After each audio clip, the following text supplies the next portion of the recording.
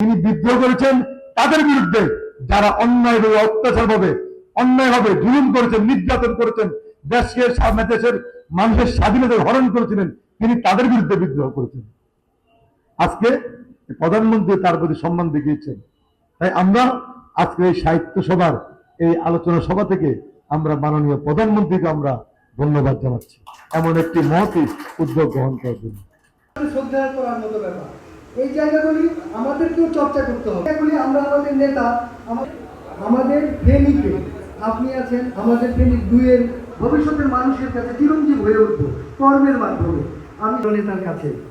আর শেষে বলবো, প্রেরণার মূল উৎস 1971 সালের মুক্তিযুদ্ধ, সত্যিকে আমরা কখনো পাত্তা দিব না।